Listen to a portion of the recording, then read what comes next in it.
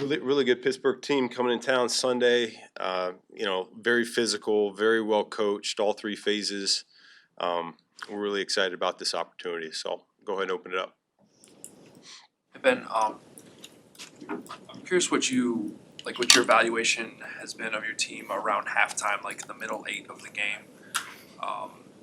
As you probably look to put some of these teams away earlier as a goal, I'm assuming. Just what has been your thought about how you guys have handled it beforehand? Well, I know during the bye week, when I looked at the first 4 games, I actually felt pretty good in those first 4 games of how we were scoring points before halftime and how we were coming out of half on both sides of the ball.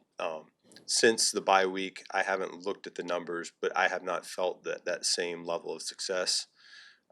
So that's something that we can improve on. I know we've had a number of opportunities on offense to score some points before halftime, and we haven't gotten that job done. It's been a while since we've done that.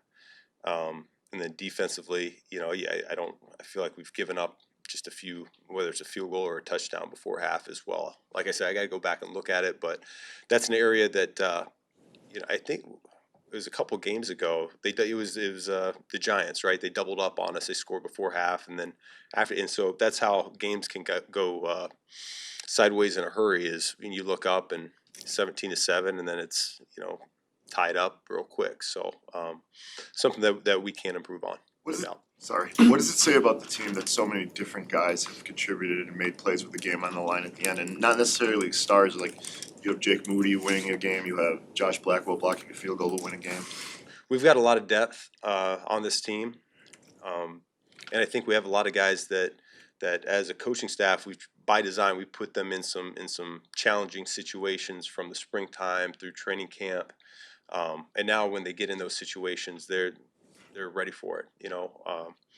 We talk all the time about being able to handle pressure, being poised, and I think they rise to the occasion. And so I think that's our entire team. I think that's part of our identity and who we are, and really proud of the guys for handling those situations so far.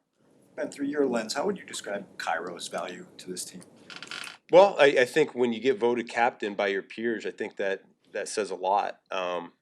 We had a number of really good special teams players, and yet he was the one that got the most votes to be special teams captain. And when you see how they react in the locker room to him receiving a game ball or making one of those game-winning kicks, I think it's pretty special. So when he talks, they listen. He's been around this league for a long time, and I think he's been a really good influence for our special teams unit in general. In your role, this is the first time you've kind of had oversight of a kicker in ways that are more meaningful. How do you, as a head coach, go about calibrating your meter between concern and confidence as you go through the ebbs and flows with a kicker? Well, I think the experience level with him gives you a good feel for his track record, and I think you kind of know what you're going to get. Like I said after the game last week, is you get a really good feel going into that game with how they're kicking in pregame, and so that helps build some confidence of what we feel comfortable with putting them in certain situations. And I think he's done a really nice job since he came back healthy. Luke McBurden was, since he got healthy again, playing about half the time. How has he emerged, or how have you seen him emerge during that playing time? And specifically Sunday, was some of it too, OZ snap count was way down. Was that just kind of a result of the previous game in the draw? Well, I think it's you get what you earn, and I think he's earned the increased snaps. It's something we evaluate each week. What does practice look like?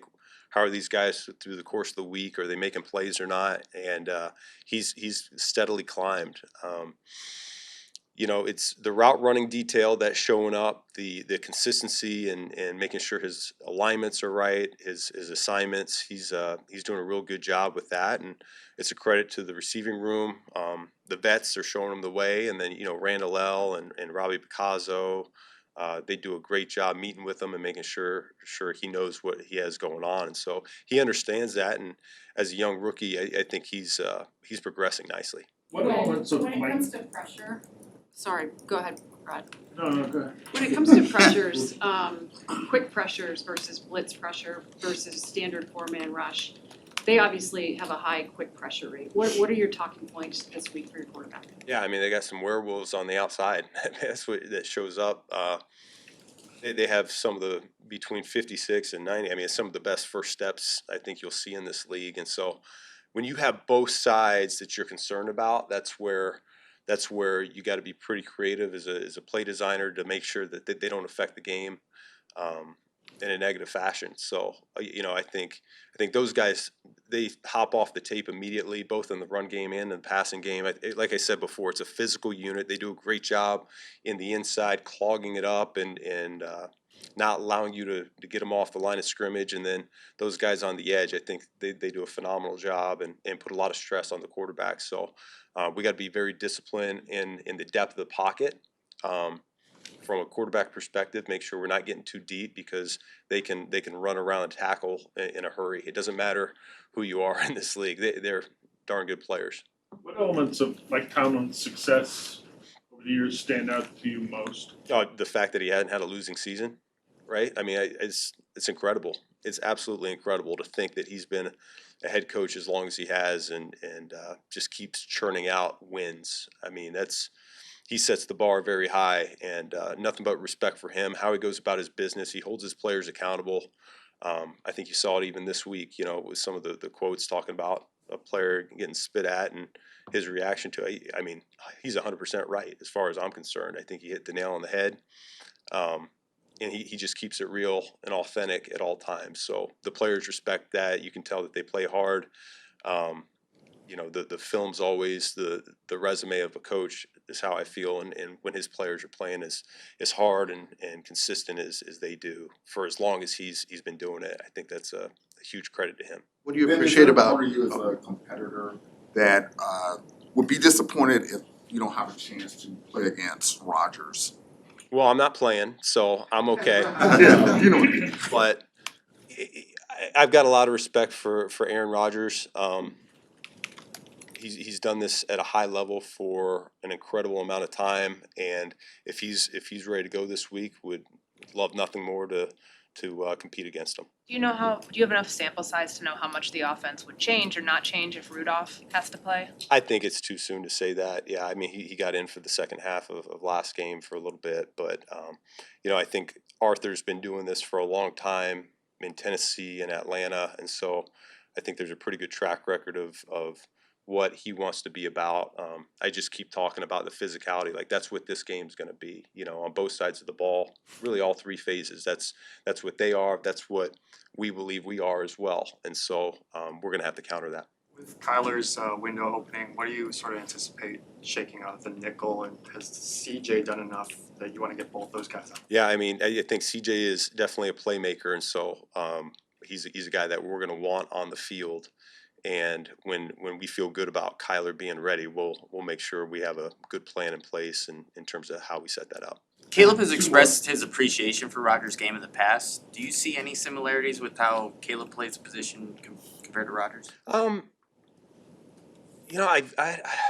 I'd probably not right now. I think he's elite right now at getting the ball out of his hands. I think he's got if he doesn't have the fastest snap to throw time in the league right now, he's got to be close. And so he's doing a really good job spitting it out. He's accurate. I think our guy's the same way, but we probably hold on to it a little bit more.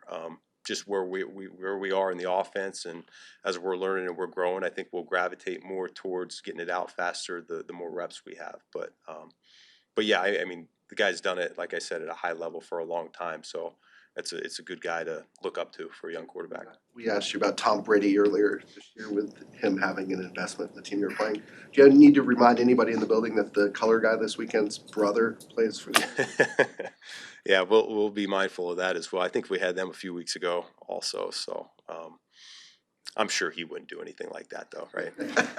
And with Kyler and Jalen, how do you keep your tabs on their readiness in the coming weeks, or you just rely on support staff to let you know when they're good to Yeah, go? we have a plan. We have a plan in place. It's something that we had a lot of trust in the support staff, just like you mentioned, between the training room and then our sports science department. We'll make sure that we're acclimating them properly. And last thing we want to do is put a player in a spot where he could potentially hurt himself again. So we'll be very smart about that. but at the same time, I know that they want to be out there and they're pushing hard to be game ready, whether that's this week or not. But we're doing all of our due diligence to make sure we're smart about it. Does the depth that you have at that position though in the secondary give you maybe a little bit longer of a leash before activating those guys, potentially the need to not feel to rush them back? Well, I mean, we feel good about the depth in all of our positions, and we've been saying all along, guys that are on the practice squad to guys that were special teamers to start the season, whenever their number gets called and we need to count on them for however long we need to count on them, they need to be ready. And so I think that's been an example of that. I think we've had some good play there in the back end. McLeod's been a guy that comes to mind. He goes out there and he battles every single nickel, outside corner. I'm really proud of what he's been able to put on tape, and he just competes his tail off. And so, we clearly want them back. They're really good players, and they will certainly help us out. But I think the guys in their stead have been doing a heck of a job. Thank you.